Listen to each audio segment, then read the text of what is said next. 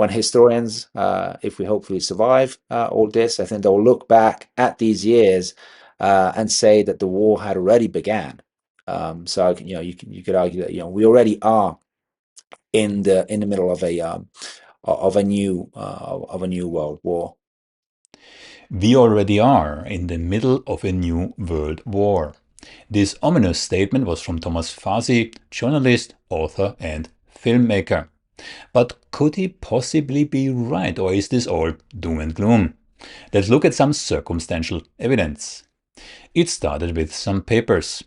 In 2019, the US tore up the INF Treaty, that's the Intermediate Range Nuclear Force Treaty, that old Cold War relic that banned intermediate range nukes in 1998, till the US pulled out unilaterally in 2019.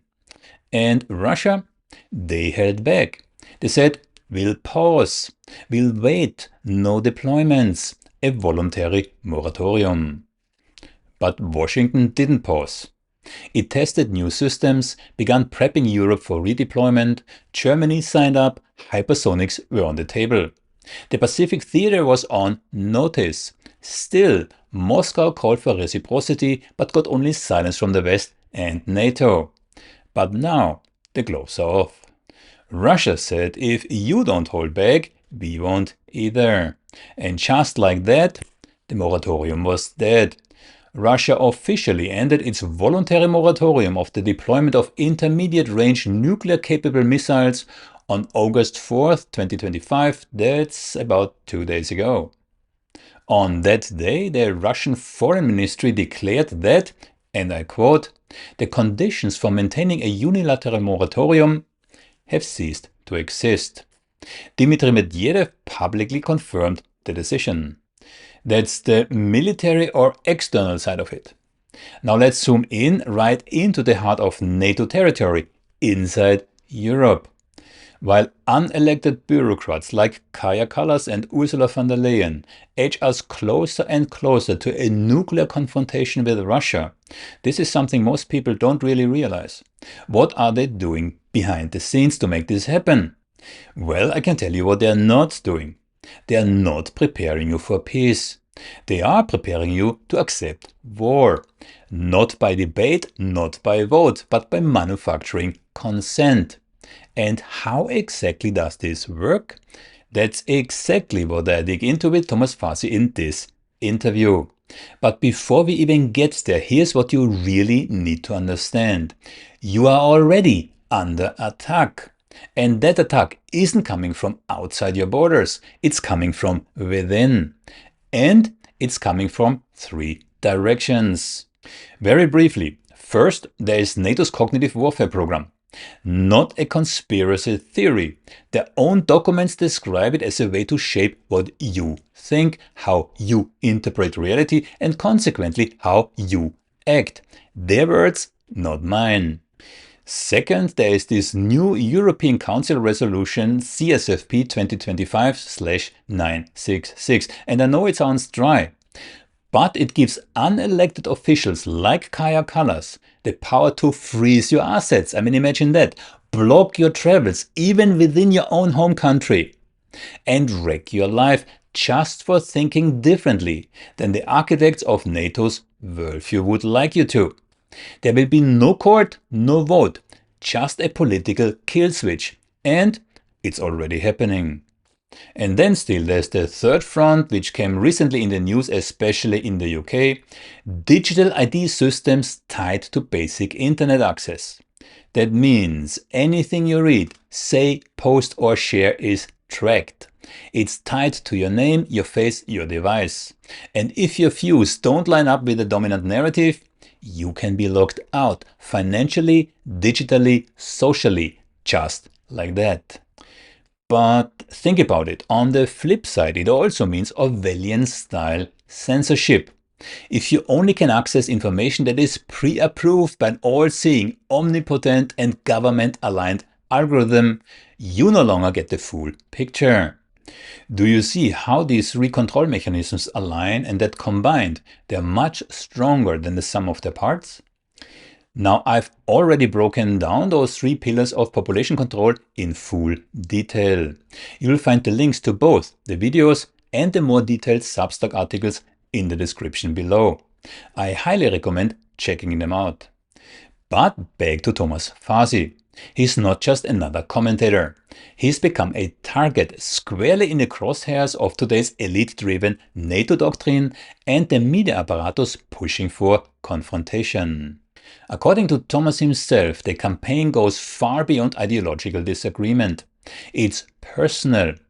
Constant wave of bots, trolls and shadowban operations now punctuate his online presence, amplifying hostility and undermining his reach. No longer simply annoying. These tactics are now part of the cognitive warfare playbook that I already have described and that NATO leaders explicitly endorse. Tanks to tweets. That's what Jens Stoltenberg once put it. And it is no fringe prosecution either. It's a structural phenomenon tied to the broader EU and NATO push to engineer public consent for escalating geopolitics through targeted suppression of dissenting voices and algorithmic-driven manipulation. The German journalist Patrick Barb, whom I recently interviewed, is targeted too. Thomas describes it as part of Europe's broader censorship-industrial complex used to enforce narrative control across Western platforms. In this context, what he faces isn't just online hostility. It's a deliberate soft counterattack, personal reputation assaults, comment section saturation by bots and trolls, coordinated disinformation, all intended to neutralize his critic before it can resonate. So yes, you'll hear Thomas talk about it in the interview, if it doesn't get buried beneath trolls and bots first. And no, it's not necessarily funny. This is the reality in the front line of informational warfare. And let me say it again, you are the target. Thomas Fazi, thanks for taking the time today. How is it in Italy? Hi, thanks for inviting me. It's hot, but I've come up to a little apartment that I have in the mountains, and so it's a bit fresher here. Yeah, I had to escape the city because yeah, it's pretty intense. I can imagine. By me in the room it is now 28 degrees, which for the Netherlands is quite on the higher end.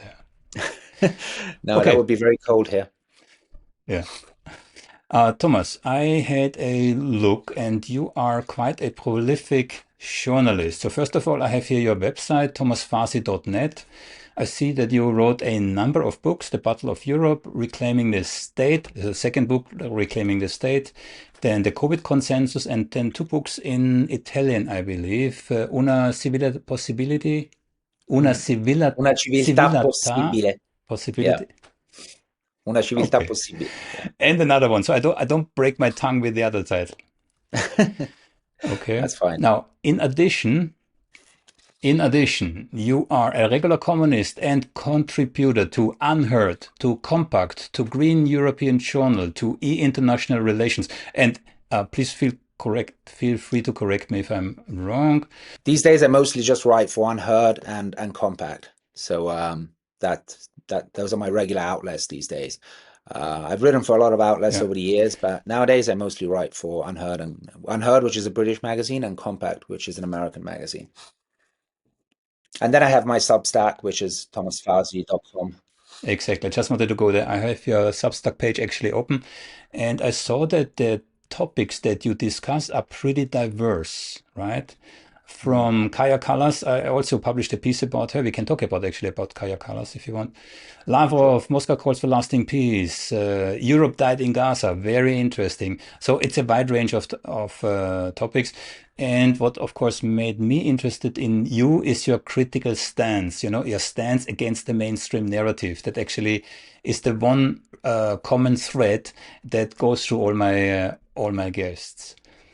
Now, to start, I have a direct question. It gets more and more difficult for independent voices to to do what they do. And I briefly mentioned NATO's cognitive warfare and European Council Resolution CFSP 2025/966. Maybe we Yeah. start there.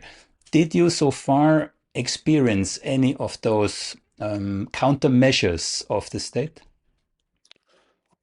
Well, probably the closest I've come to these countermeasures is being harassed online by the NAFO mob. For viewers that don't know what NAFO is, it's basically an online mob of sort of pro-NATO, pro-Ukraine extremists whose job is basically to harass anyone who over the past years has dared to take a critical stance on sort of NATO's role and the EU's role in the proxy war in Ukraine. Anyone who has criticized the official narrative, the so-called unprovoked narrative about the war, and what they do is that they just they sort of they gang upon you on X mainly. I don't know if they're I guess they're on other social media as well. I've only experienced them on X, or formerly Twitter, because that's mainly that's pretty much the only social media I use. And what they do is that they'll come under your post and flood your comments with memes, which aren't very funny, by the way, but memes and personal attacks on you, and you can tell that it's a coordinated sort of operation, because you'll post something and then you'll have your usual shopping bag of mixed comments. Some will be positive, of course. There'll be some negative comments, which are organic. I'm totally fine with people not agreeing with me and wanting to criticize my opinions and my articles, and and engage intellectually, if that is actually the case on social media and elsewhere. I don't have a problem with that. But what you'll notice is that out of the blue, suddenly you'll start getting hundreds of comments, like bam, bam, bam, one after another. And so clearly this is coordinated. And this, in itself, I mean, these could just be a bunch of losers in their basements, who simply coordinate among each other to gang upon sort of critical journalists. But I think there's good reason to believe that NAFO is a bit more than just that, and I think it relates to the topic of cognitive warfare that you mentioned. Um, we know that NAFO has the sort of NAFO crowd has been very has cozied up with a lot of politicians in Europe. They've hosted events with high level politicians. They've received praise from high level politicians in the EU, including Kaja Kallas, which you also mentioned, who is of course the EU's sort of closest thing to a foreign minister, although this was when she was still Prime Minister of Estonia. Um, and and yes, we know that they've done joint events with NATO. So I think there's reason to believe, and I know some people have looked into it. I haven't really. I wasn't that interested in it, but I know some people have done some investigations which can be found, and that show that likely this is something that was that probably saw and still sees the involvement of probably Western intelligence services and sort of the NATO infrastructure, and that these people are actually paid to do this and coordinate with NATO. And again, it relates to this concept of cognitive warfare that you mentioned, and this is something that NATO has been increasingly interested in. It's been increasingly focused on this concept. I would say, especially beginning in the 2010s, especially in the mid 2010s, particularly after the Western-backed coup in Ukraine in in 2014, which effectively, I would say, started the effectively, or really started laying the ground for the sort of NATO Russia proxy war. or really represented a serious escalation in NATO's destabilization policies against Russia, and that's when within NATO circles they realized that increasingly, wars they're not just fought on the battleground, but they're also fought in the infosphere. They're fought obviously in the media, but we know that propaganda in sort of the established media is not a new thing. So what cognitive warfare? It also focuses on traditional propaganda, but it is also heavily focused on so, and I would say especially focused on social media, which of course is the sort of big new thing, right? In terms of sort of the way in which the establishment's ability to control the narrative has been challenged. And so so it is what we see as NATO really starting to pour a lot of money into so-called cyber operations or information warfare. And the idea is that sort of information warfare tools, which aren't of course something new in sort of military policy, but these were traditionally directed against foreign adversaries, right? Sort of the citizens of foreign countries. So these were generally conceived as foreign operations, foreign propaganda operations. But instead, NATO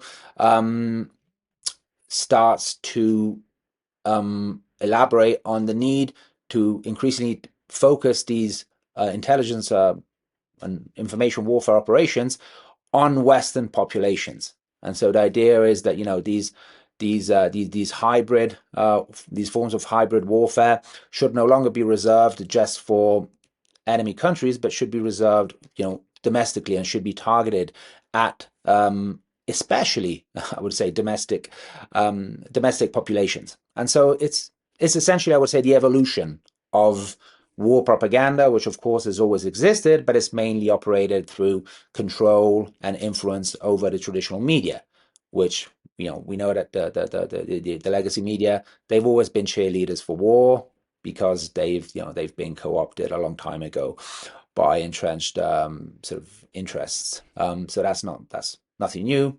Chomsky was writing about this 20, 30 years ago. But so it's the evolution of that, focused on social media, and that involves both censorship operations as well as propaganda operations. So anyone who's sort of been in the critical sphere for the past, let's say, especially 4 or 5 years, will be very aware of how much censorship has escalated on social media, political censorship, of course, especially from COVID onwards. So thanks to the Twitter files and similar revelations, we now know that governments were involved, in extensive censorship operations in coordination with social media platforms. They still are, of course. The only platform that has, that claims to have somewhat, extricated itself from those operations is X, since it's been taken over by Musk. But I would say that even that is a questionable assertion. But that's another question. But I mean, when it comes to Meta and we still see extensive censorship. It's just that the topics that are censored will change over time. So of course, during COVID, it was anyone who criticized the official COVID narrative that was censored. But then that paradigm was applied to subsequent so-called crises. So of course, when the Ukraine war broke out in full scale in 2022, then of course those operations were heavily targeted on that topic. And there's countless examples of people who were criticized for taking certain stances on the war. And now, of course, we have the issue of the ongoing genocide in Gaza, which I would say is sort of probably the most censored topic on social media at the moment. So the targets of these operations change, the focus changes, but the underlying logic is the same. And so, as I was saying, one aspect of these operations is censorship, and the other aspect is propaganda, but online propaganda, which essentially operates through online, what you could call online armies, online bots. And I think NATO, to come back to what we were talking about earlier, is a perfect example of this form of cognitive warfare or information warfare directed to social media. And so it's a way. So on the one hand, you censor. On the other hand, you sort of you try to cover critical information by flooding them with negative comments or hateful comments, or more in some cases even outright threats. So there's sort of various levels of at which these operations are carried out. But essentially, I would say that NATO is a good example of the kind of cognitive warfare that you mentioned, and yes, this is something that NATO has been heavily involved in, increasingly involved in over the past decade. And of course, it still very much is. It's still an essential and growing part of NATO's operations.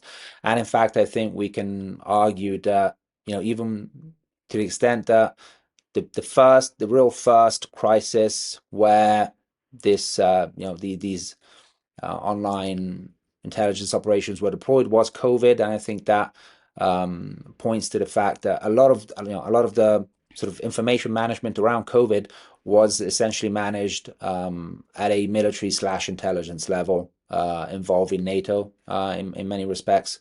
It was not a civilian operation. It was not one that individual governments were necessarily in charge of. It was one that was managed at sort of an international and supranational level. I would say to a large degree coordinated by NATO itself.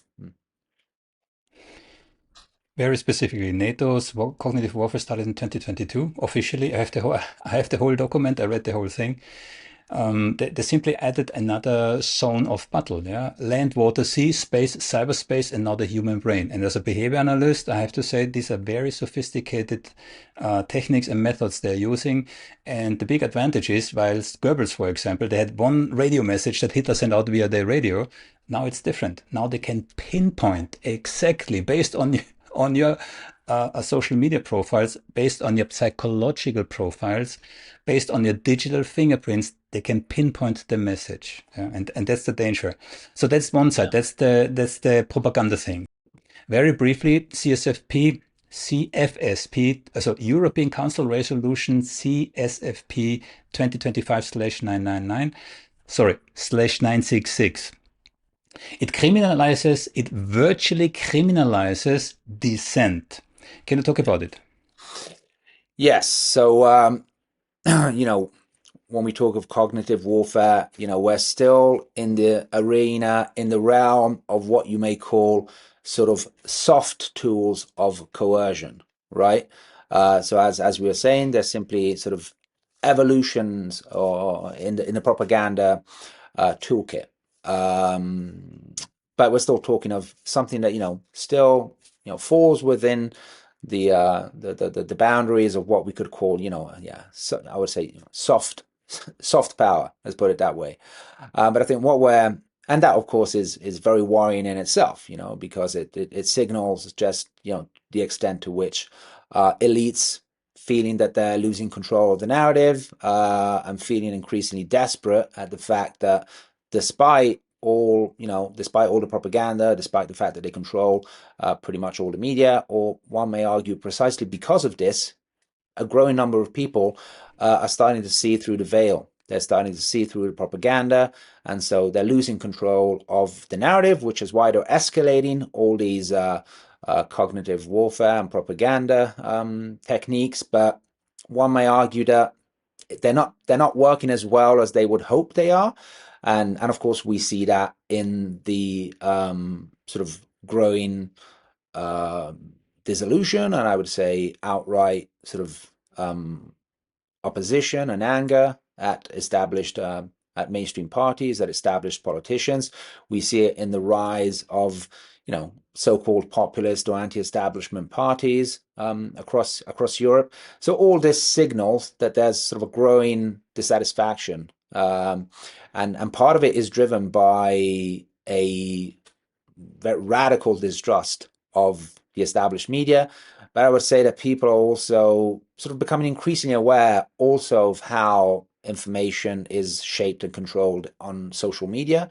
Um, so in a way, you could argue that these tools, they're not working as well, and I'm not saying that they serve no purpose. Yes, I'm sure on some level they are working to I'm sure some people are buying these propaganda efforts, but I think a lot of people aren't. And so what we're witnessing now is an escalation in the sort of the state, or even, the supra state, in this case, repressive measures.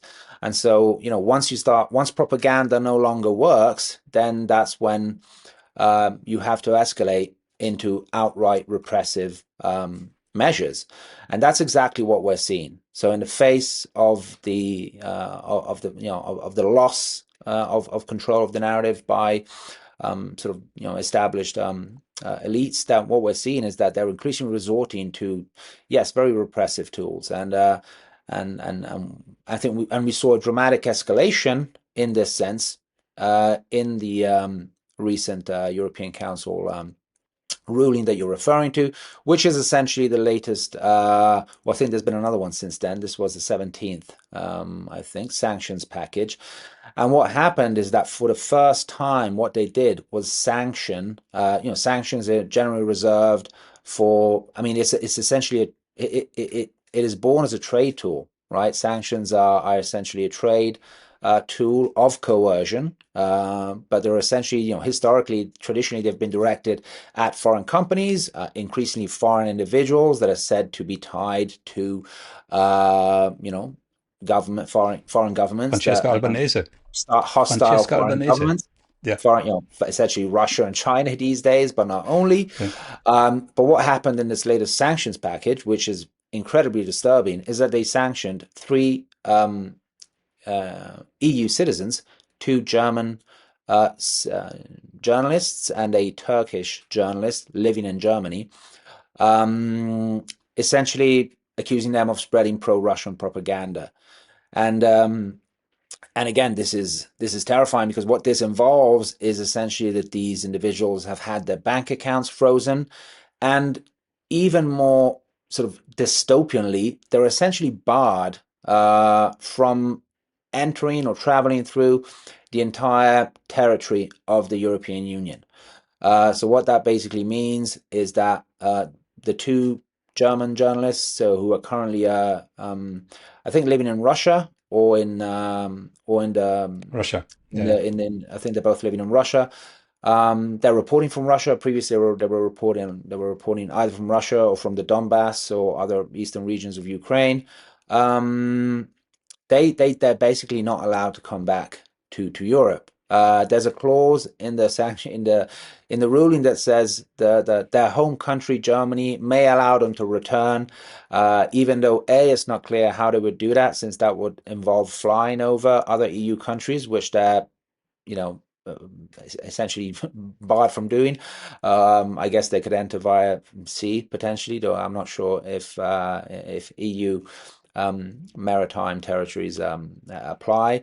But then the Turkish journalist is actually and also you can say that these two journalists having lived in Russia for quite some time, they probably have Russian bank accounts. So maybe I would assume they haven't been hit financially so hard as the third journalist, who is this Turkish journalist, who has been living in Germany for a long time, has been reporting from Germany for a long time, and again, he's essentially barred from leaving Germany, essentially. So the other two can't return.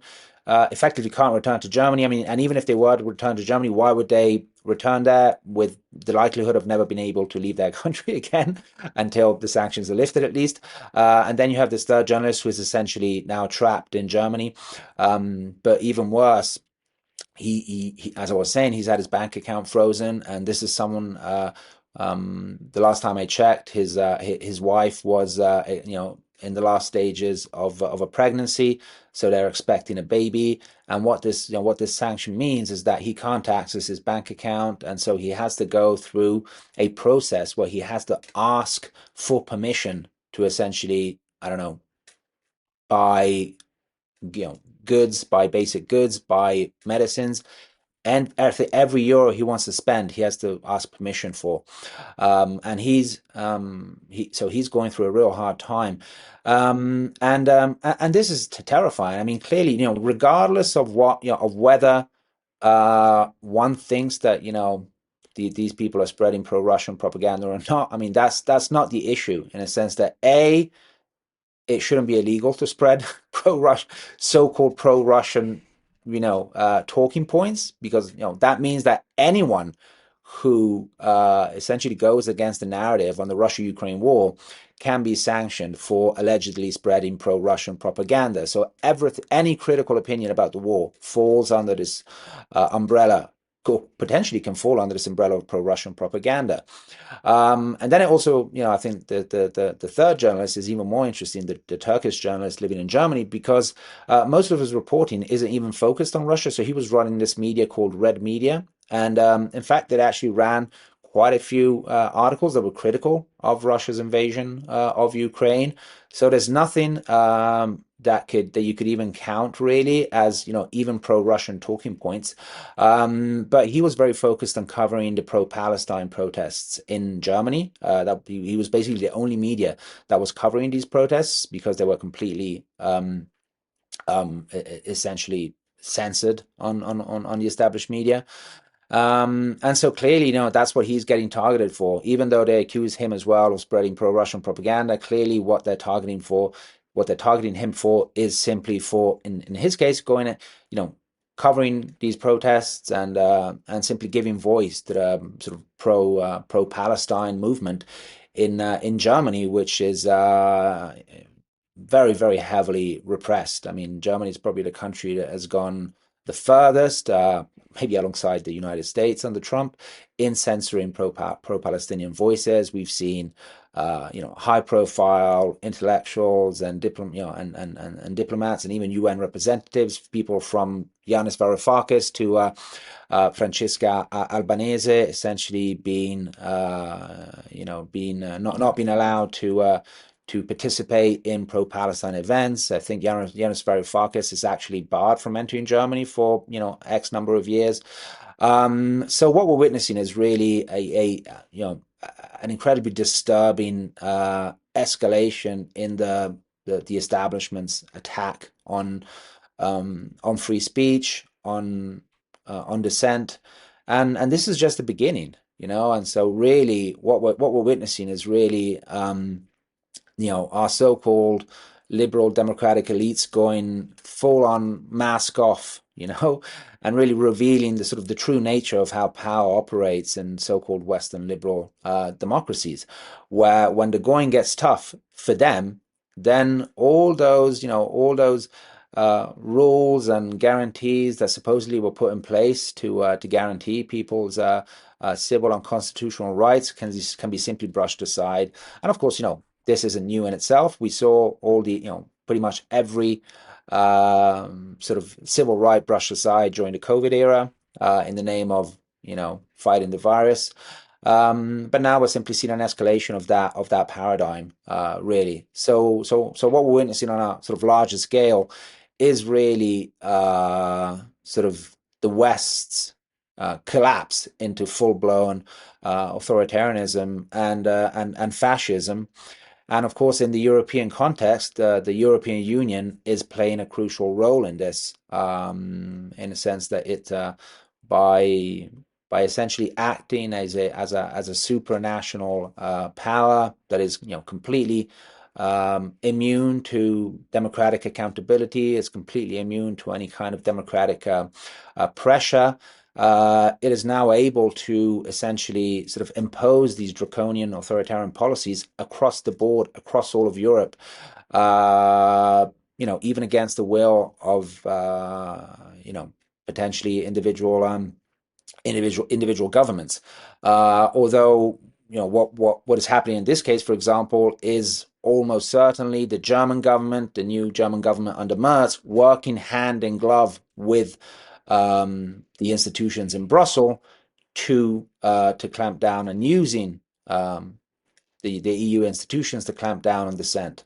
And again, this is, it's a classic it's a classic kind of scapegoat that European politicians have always used by scapegoating the European Union for decisions that they themselves, were happy to take, but didn't want to be seen responsible for. And so you scapegoat these decisions to a higher level, over which you claim to have no control.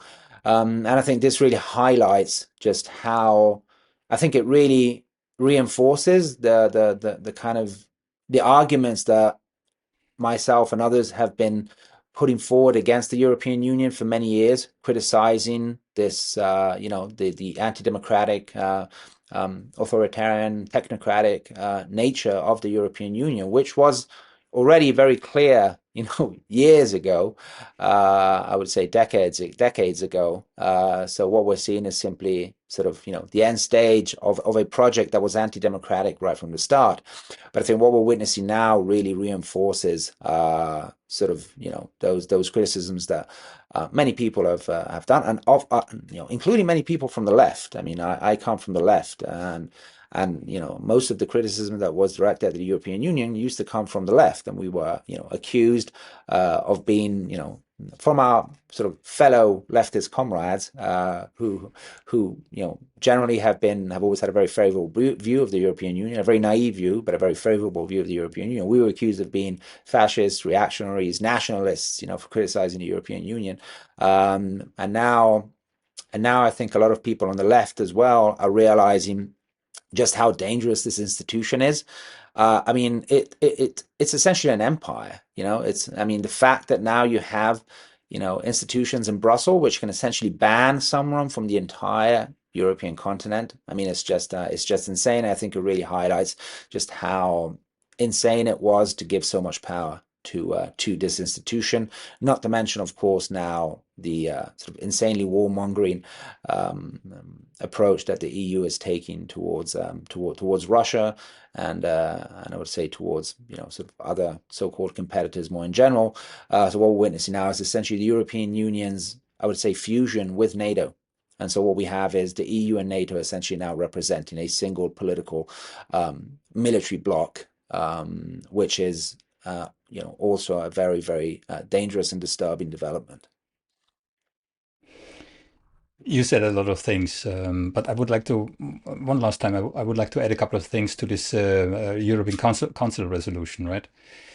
First of all, it goes completely, it circumvents any courts. There's no judge involved. It's the European Council who can decide this based on whatever. It's not limited to, let's say, Russia or Israel. The next war is coming is China. But what do you think? What they're gonna do, right? Yeah. So, and these three journalists now are simply a test case. They're gonna see how far they can go with this. Now, Absolutely. I just interviewed the German journalist Patrick Barb. He virtually is afraid that they arrest him. He was on the ground. He has a book. It's called, I think, On Both Sides. Yeah, he was on the ground in Russia and in Ukraine. He faces severe backlash based on that.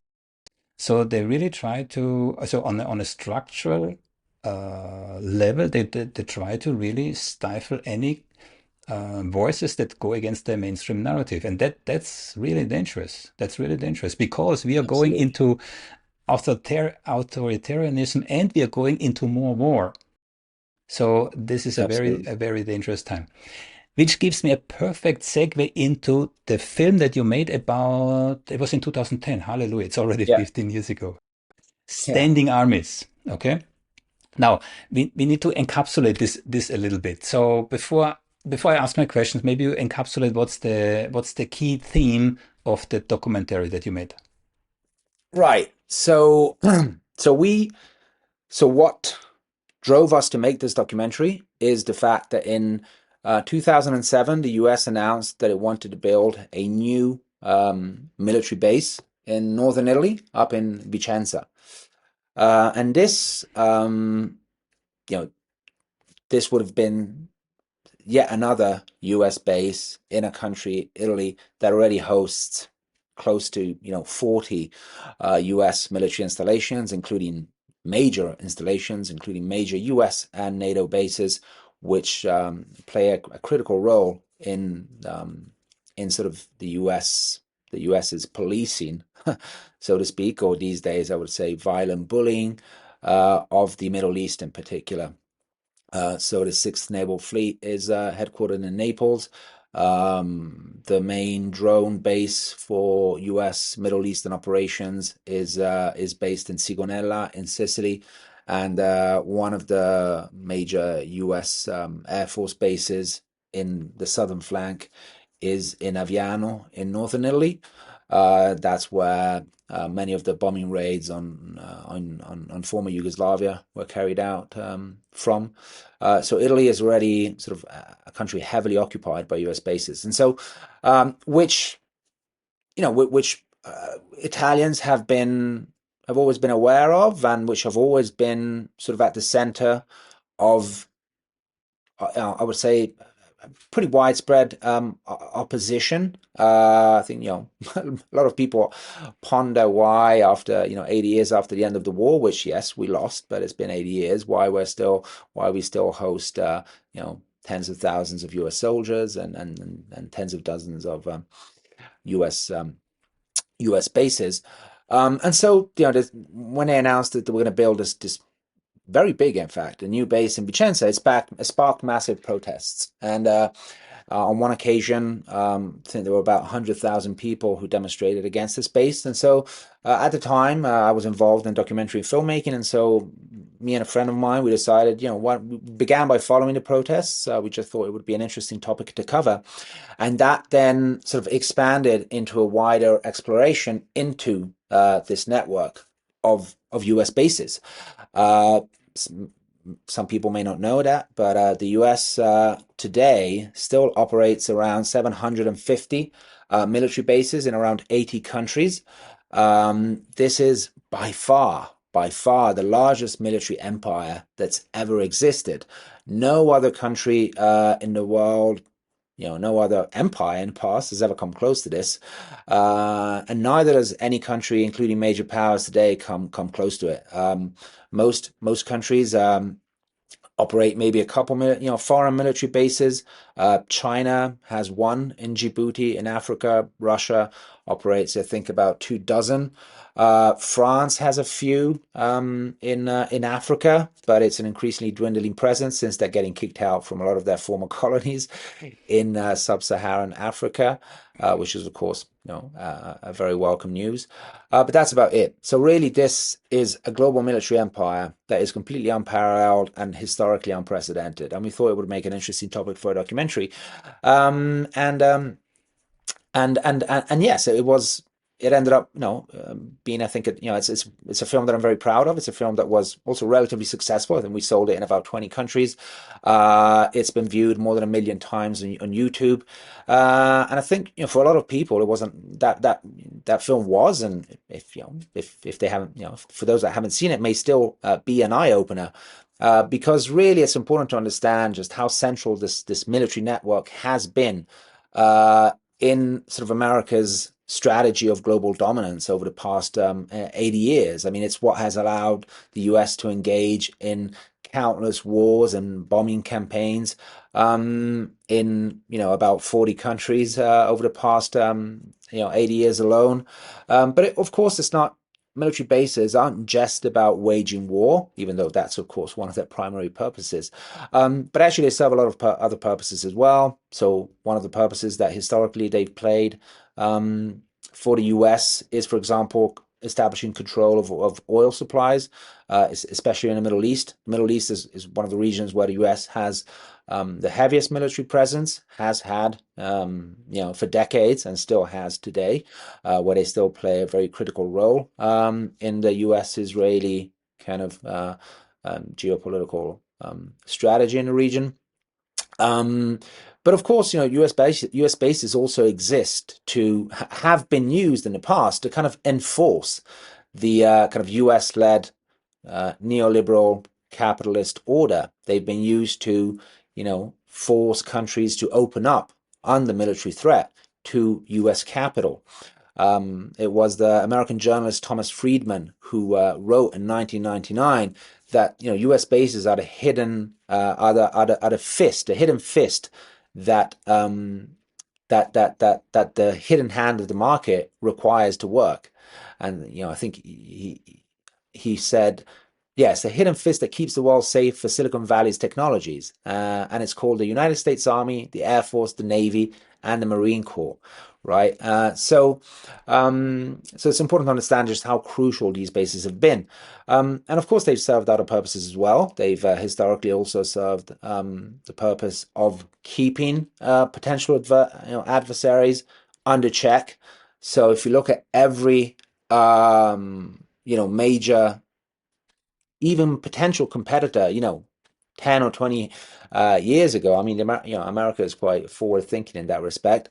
We can see that they have been for a very long time, surrounded or encircled by U.S. military bases. And so you take Russia. Russia's west flank is essentially lined with U.S. and NATO bases as a result of sort of NATO's eastward encroachment towards Russia. You look at China. China's east flank is encircled and surrounded by U.S. bases. If you look at Iran, again, and people can Google this stuff. I mean, all you need to do is Google China or Iran military bases, and you'll find countless maps, which really kind of, drive home visually just the extent to which the U.S. is sort of very threateningly positioned at the border of all these potential competitors. Iran is the same. Iran's east flank is completely lined with U.S. Military bases, which continue to this day to play a crucial role, including in defending Israel from Iran's retaliatory strikes that we've seen over the past weeks and months. But of course, they're not, military bases aren't just used to control and keep in check foreign adversaries or potential competitors, potential enemies. They're also used to keep sort of key client states in check. And so I mentioned Italy earlier, which hosts all these bases, but it's not the only country. Europe is there are tens of thousands of U.S. soldiers still stationed across Europe, most of them in Germany, which has more than 100 military bases, U.S. military bases, and has had them since the end of World War II. The same goes for the UK and a whole host of other European countries.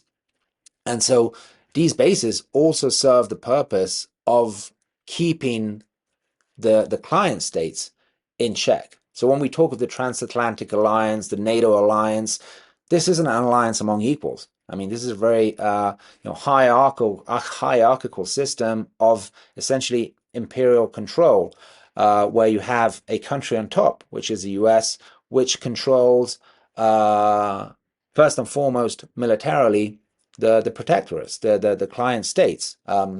In Europe and elsewhere, I mean, the same goes for Japan. Japan. So all the countries that were defeated or during World War II still host a number of U.S. bases, but then you have other countries like South Korea, where the US has had several bases since the Korean War. And so it's very clear that these bases are used also to control these countries. I mean, if it were an alliance between equals, you would see, Italy and Germany and other countries and Japan having their own bases in America, but that's not how it works. So it's a very top-down hierarchical relationship where, the US has used so-called alliances like NATO and equivalents to essentially maintain its control over key regions of the world, first and foremost Europe. Now, of course, I think a lot has changed since the film first came out in 2010. Obviously, the world is a very different world from from what it was back then. Back then, we were still kind of in the terminal phase of the unipolar era.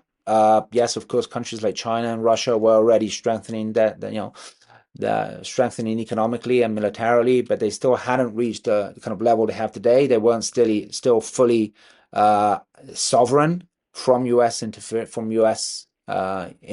as they are today, and from US kind of hegemonic control as they are today.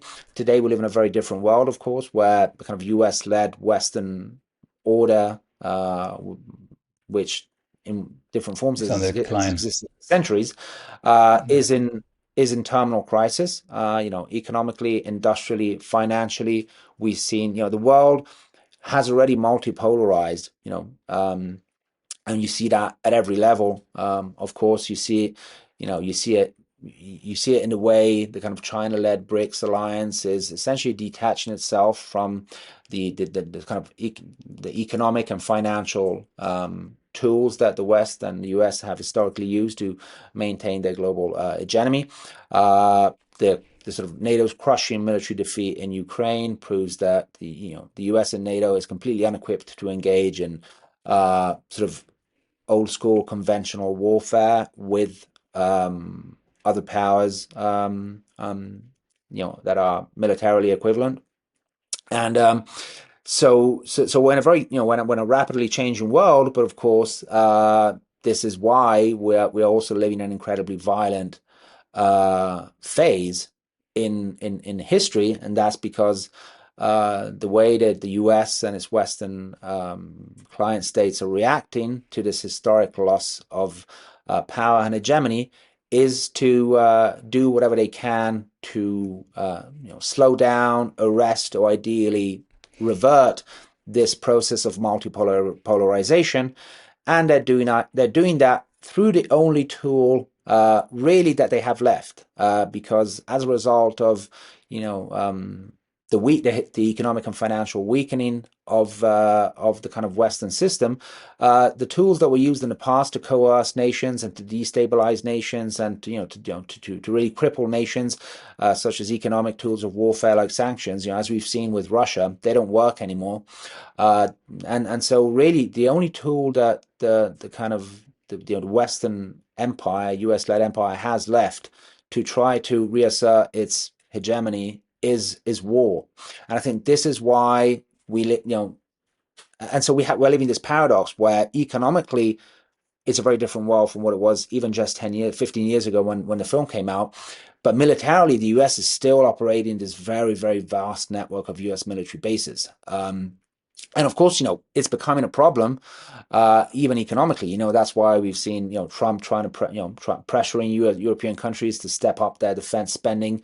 Maintaining this network is hugely expensive. And in fact, I would In argue the that, yeah, sorry, go in go the, in ahead. the in the movie in the movie you pulled up the base structure report from 2009 or 2010. Yeah, I have the latest that I could get was from September 2024. Now they claim they have only 709 bases, yeah, which All is a right. bit less than in Mm. 2010. But I know already that's not true because they have at least 150 so-called black sites. For Yeah, example, exactly. Guantanamo is not on this report. But what Right. surprised me, overall, they have 7,000, they admit to having 7,181 bases. So those 708, they are around the globe, but by far the majority is within America. I mean, I knew they had a lot of bases in America, but I did Yeah. not know they have that many. So that could lead me to the thought, hey, whom are they actually policing within America? I mean, Sure. America itself is like armed to the teeth with guns and mass shootings and whatever. And then you have like six and a half, whatever thousand of military bases in America. What are they doing in America with their own bases? Sure. Sure. Um, Well, I mean, yes, you could argue that, you can't operate a global empire and remain a democracy at home, right? So in a way, imperialism will always lead to authoritarianism at home. It will always lead to kind of, the militarization of your own society as well. And of course, we know that the US is an incredibly militarized society. I mean, if we look at how um, for example, public protests are policed in the US. I mean, it is insane. I mean, Against students, during military the recent police against I mean, students. during the recent Yeah. riots in California, for example, I mean, they rolled out tanks. I mean, this is, after what is it, 40 years, every year, the Western media still rolls out, the scene from Tiananmen Square in China, as a symbol of what an incredibly oppressive authoritarian country does, rolling out tanks against protesters. But that's exactly what the US is doing now. And this isn't even new. I mean, the US has been sort of militarizing its sort of public its repression of public public safety, so-called public safety for a very long time. And so, you can see a wide range of effectively military vehicles, military weapons being used being used to police protests, including peaceful protests. And there were countless examples of this even during COVID, where you would see essentially sort of military Humvees going around, to arrest people who are defying curfews or whatever. So this is one of the problems is this. I mean, when the military holds so much sway over over the economy and therefore over the political system, what you have is the militarization not just of your foreign relations, but also the militarization of your own society. And this is exactly what sort of Eisenhower warned back in his farewell address in Exactly. the 60s, when he warned against the threat that was posed by what he called a military-industrial complex, essentially coining that term that we still use today. And he was warning 60 years ago against the threat that the growing power of this military-industrial complex posed to U.S. democracy. And I think that's clearer than ever. I mean, if there's anything that has become amply clear, I think, over the past few years, is that the White House isn't in control of U.S. policy. It's definitely not in control of U.S. foreign policy.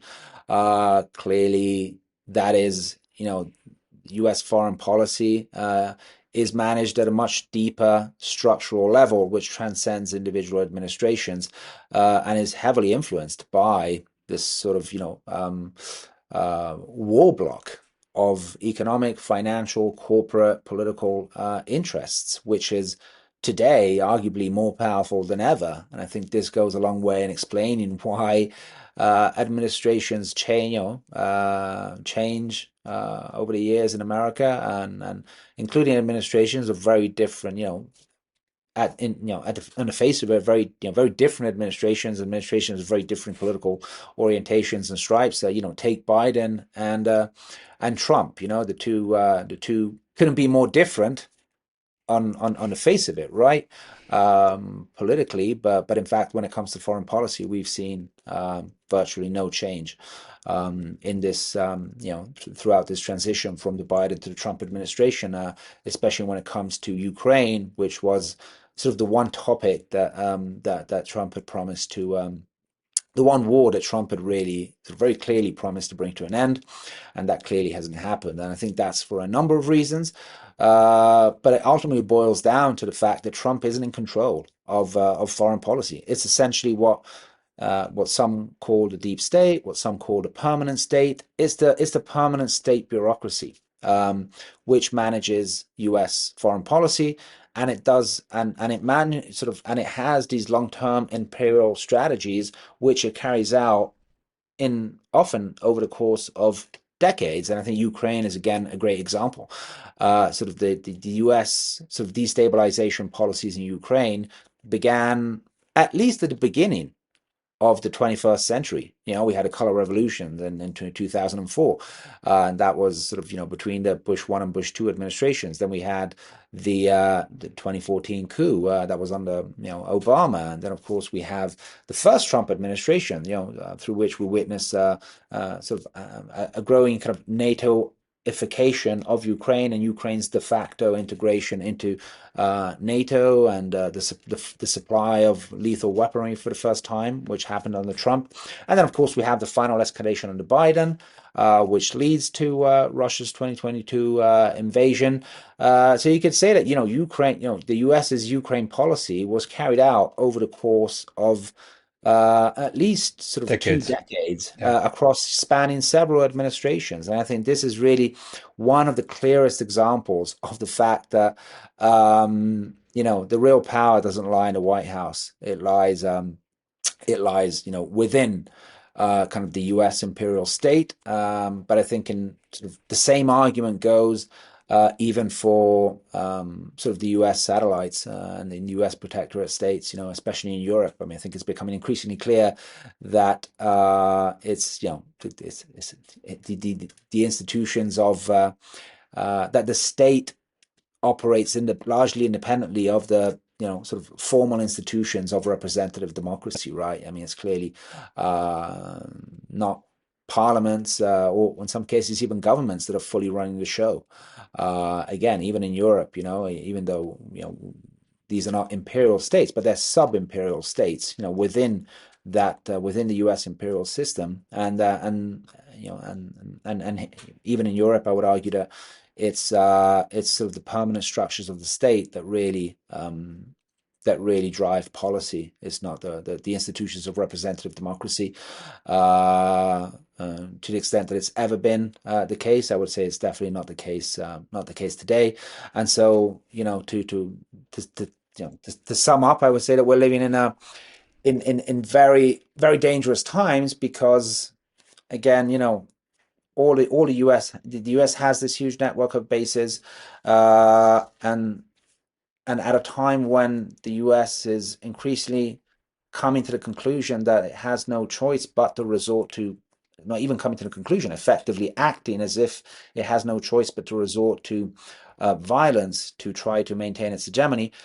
This combination of an economically and weakening empire and still an incredibly powerful military empire, I think is a very, very very, very dangerous, lethal combination of factors, which I think is the single greatest threat to world peace today.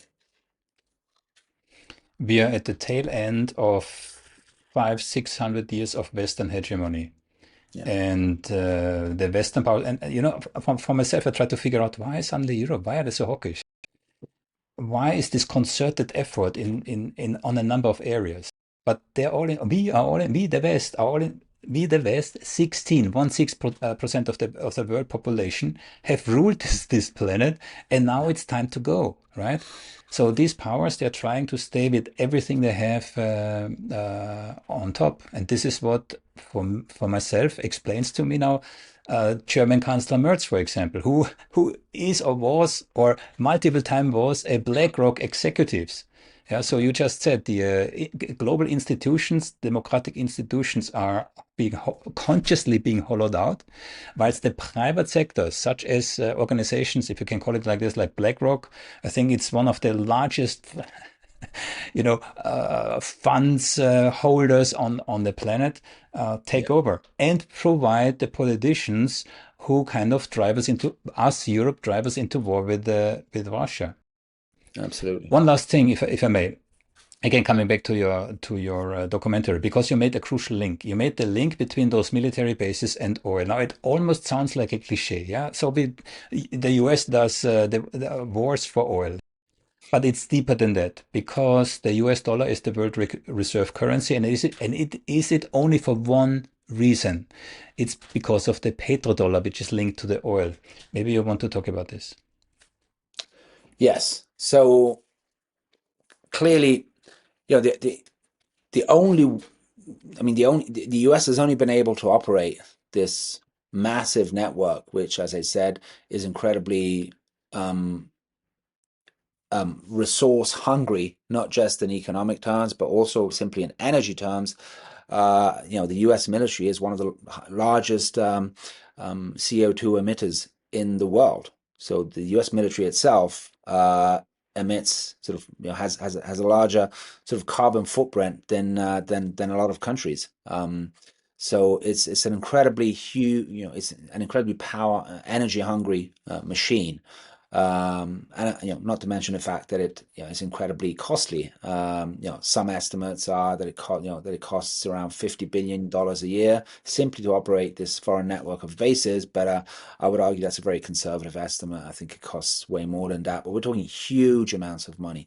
Um, and really the only thing that's allowed the US to operate this massive network is the sort of um, the exorbitant privilege that it has enjoyed as a result of the dollar's role as the world's number one reserve currency, which in very simple terms means that unlike other countries which have to earn foreign currency in order to buy foreign goods, the US, as a result of the fact that all pretty much now things are changing. The world is slowly but surely de-dollarizing, but for a very long time, the dollar was essentially, pretty much almost the only currency that was used um, in global transactions.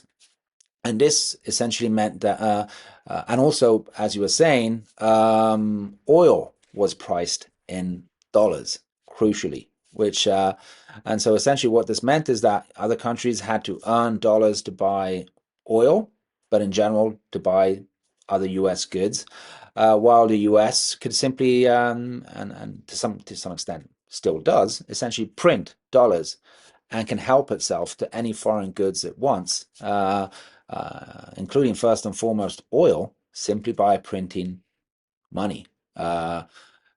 This is, again, what has been called America's exorbitant privilege, and it has been kind of really one of the pillars of American sort of economic, financial, and even military dominance, to the extent that this is what has allowed the US to operate this massive network of bases. But of course, that the hegemonic role of the dollar is increasingly under threat. As I was saying, the world is slowly de-dollarizing. It's not something that will happen overnight, but it is happening. It is happening for a number of reasons. First and foremost, because it's become increasingly clear that the US has no qualms about weaponizing the dollar for its own ends, right? And so the Exactly. dollar has become yet another instrument of economic warfare in the form of sanctions and reserve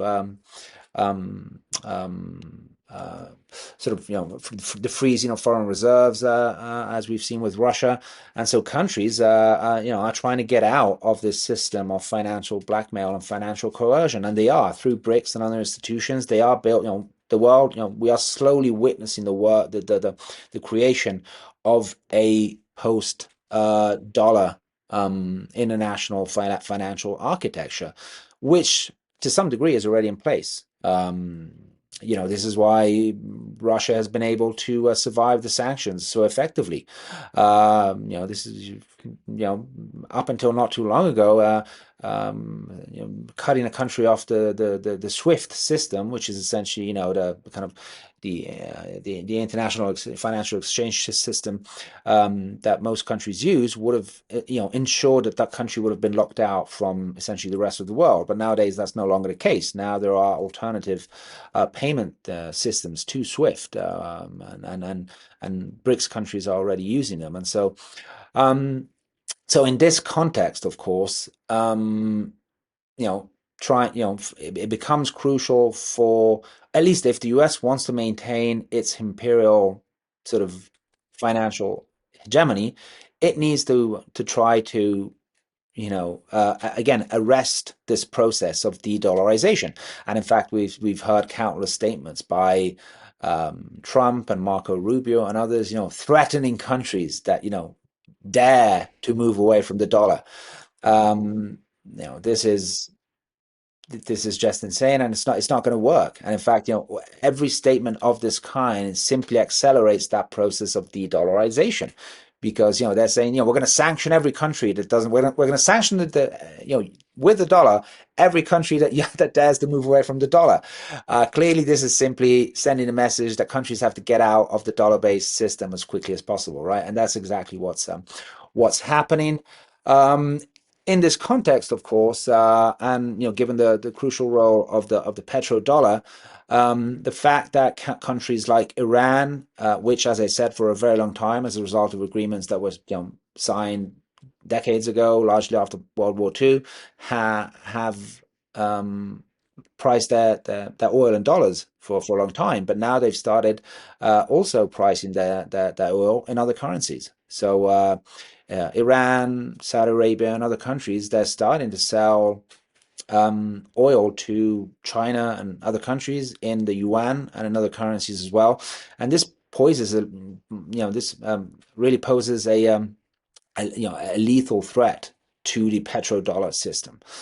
So one, of course, may argue that part of the rationale driving the US's kind of campaign attack on the recent attack on Iran and what appear to be plans to essentially regime change Iran, even though they haven't gone as well as the US and Israel hoped for. But I would say that yes, you could argue that one of the drivers is an attempt to stop this process of de-dollarization. But I think what I find interesting is when it comes to military bases is how I think for a very long time there's no doubt that they've been used essentially to secure oil supplies to the US. So aside from that was one of the key purposes of these bases, especially in the Middle East. It might be a cliche, but it's just true. That's just a fact. That's why And they got that's why they got rid of Mossadegh in the first place, exactly, which led exactly. to the Mullah regime. I mean, there's a direct correlation, yeah. Exactly. I mean, that's why they couped a bunch of countries in the Middle East, first and foremost Iran. So, I mean, that's like not even open to question historically. But I would say, again, the situation is a bit different now. The US is less and less reliant on oil and energy imports more in general. They've been declining for a very long time. And in fact, America, largely as a result of the fracking revolution, and the shale gas revolution has become effectively energy self-sufficient, and in fact has been heavily increasing its exports of energy. So it's slowly becoming an energy exporter rather than an energy importer. And among the number one importers, of course, we have Europe as a result of the Nord Stream. suicidal decision to decouple from Russian gas, which again, is simply cannot be explained in from the point of view of Europe's objective economic interests. That's simply a pure act of vassalage, essentially, which we've done at the behest of the US. Which brings me to the fact that I think that when we talk about the relationship between bases and energy, I think what's interesting is that while for a very long time the bases were used to secure supplies of oil and other resources to the US, I think now increasingly they're used to cut energy off, America's enemies or potential competitors. And I think this is clearly, or even their protectorates, as we've seen in the case of the Ukraine war. So I think when it comes to the sort of goals that the US had in pursuing this proxy war, this decades long proxy war and campaign of destabilization against Ukraine, through Ukraine against Russia. I think one of the purposes, obviously, was to weaken and bleed Russia, as they say, even though that hasn't worked out too well. But I think another parallel goal to that was to really cut off the energy and geopolitical relations between, first and foremost, Germany and Europe more in general, and Russia, and to sort of really force Europe to decouple from Russian energy in favor of American energy, essentially in the form of liquefied natural gas. Which is incredibly more expensive than the pipeline Russian gas that we used to get, and I think this was one of the sort of goals in this war, and I think that sort of if that proxy war has failed on many fronts, first and foremost, the kind of military front, I would say that this is one of the few areas in which it has clearly been a success from the US standpoint, in the sense that the US has completely succeeded in driving this wedge between Europe and Russia, which has been a historically uh, a crucial geopolitical and geostrategic imperative for the US, because of course the US has never feared anything more than the kind of linking up, the geopolitical, geoeconomic, and even cultural linking up between Europe and Russia, because of course, potentially this would have laid the basis for a sort of a Eurasian geopolitical arrangement that would have essentially made American, the American sort of economic and military control over Europe largely unnecessary and increasingly obsolete. So I think this was one of the goals of this war, and also if we look at Iran, I think it wasn't. This is not just about. I mean, when it comes to regime change in Iran, it's not necessarily just about securing the role of the petrodollar, but one might argue that it's also about sort of destabilizing Iran's supply of oil to China. China is one of the major importers of oil from Iran. And of course, Iran, not too long ago, became a standing member of BRICS. So now Iran is a crucial link in this in sort of the BRICS system, and it is a crucial supplier of oil to China. So by destabilizing, even if not necessarily regime changing, but even simply by destabilizing Iran, and potentially destabilizing the oil export, the Iranian oil export system, um, one may argue that they're also targeting China. And so I think when we look at all these apparently separate conflicts, whether it be Ukraine, Iran, Syria. Syria, of Syria. course. Again, Syria is a very interesting example, just very briefly. I think, when it comes to, what were the kind of subordinate goals in the NATO proxy war in Ukraine, one may argue that keeping Russia occupied in Ukraine was also a way to ensure that it would not be able to act as sort of a challenger to America in the Middle East as it had done in Syria for a decade, essentially impeding America's goals of deposing Assad and regime changing Assad. The only reason that didn't happen earlier is because Russia came in to support Assad. And so one may argue that, again, keeping Russia bogged down in Ukraine was also part of sort of America's wider goals and Israel's goals of redrawing the Middle East, and sort of getting rid of the few countries there that are sort of hostile to the sort of hegemonic plans of the US and of Israel in the region. First and foremost, Syria, which has now been sort of taken, and Iran, of course. And again, this is connected to the longer term sort of economic and military plans against China. So again, these are all single fronts in what is effectively a a world war that I think when historians, if we hopefully survive all this, I think they'll look back at these years and say that the war had already began. So you could argue that we already are in the middle of a new world war, and that these There separate is a different there fronts of is a one very single war. There is a very influential Russian thinker, Dmitry Trenin, and he published, I think a week or 10 days ago, an article. I say influential because, first of all, he's influential. He's not just the first Russian propagandist, but he was always very pro-American, pro-Western, pro-dialogue. Yeah, and he has really turned around. And he wrote an article now which is quoted around the world. I have seen it left and right. It's called exactly like you said, World War III has already begun.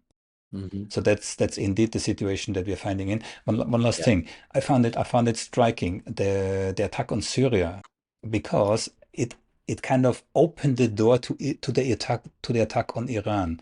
And Yeah. there is a one special element.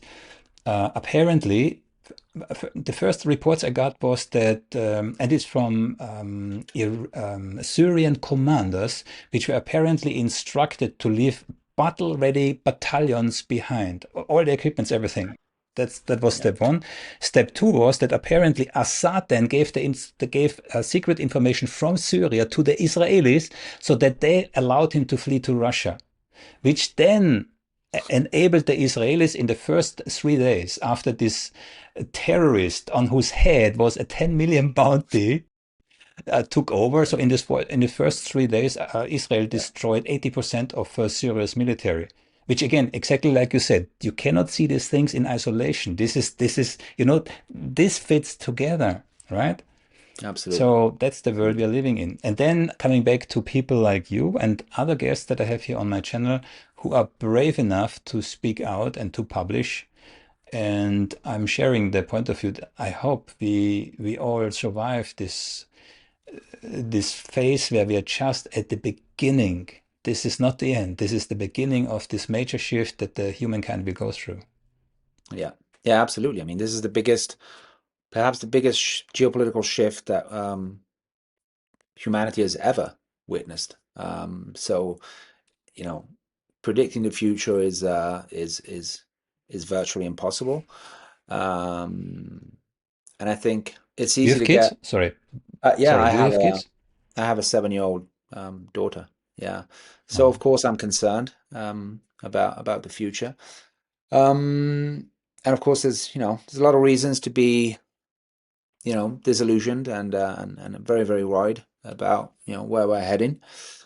Um, but I also see some reason for optimism in a sense that I really you know I the legitimacy of Western of the whole Western kind of liberal democratic establishment, so-called liberal democratic establishment, is really collapsing fast. I think there's people are more aware of sort of the reality of what's happening than ever before. So I think we're also going through a phase of rapid sort of sudden for many people awakening, right? A political awakening for a lot of people. And so the question is, can this system survive long enough to uh wage, say, an all-out war on Russia, which is something that they know they can't do tomorrow. They will need, time to plan for that. They'll need time to, and that's why, they're thinking when it comes to. I think they are devising very real scenarios for war, but for all-out war, both with Russia and China. So I think this is a serious. I mean, these people are mad enough to actually think in those terms. But then again, that requires time and planning. And in fact, they're thinking, 5 years from now. And again, I think they're also overestimating the means they have at their disposal, in a sense that really the ground is collapsing beneath them. And so I think, if we, between the sort of fast collapse of Western power globally and the fast collapse of the legitimacy of Western elites within Western countries themselves, one can only hope that the combination of these factors, so external and internal pressures, ultimately, will hopefully bring, sort of cause the system to crumble from within, which of course will be very problematic in itself, because this would imply a huge shift, kind of, akin to the collapse of the Soviet Union. But I think, we should hope and work towards that kind of sort of Soviet Union like collapse of the Soviet Union like scenario where this combination of internal and external pressures ultimately cause the system to collapse from within before it is able to lash out one last time, potentially killing everyone on the planet. And I think when it comes, I think there are reasons to believe that is not an impossibility. I think there's more than a zero chance of that happening, and I think that's why we shouldn't give up hope yet. On that note, Thomas, you were very insightful and generous with your time. It was my pleasure talking to you, and I cannot promise that you don't hear from me again. I'd be happy to, and it was a pleasure talking to you too.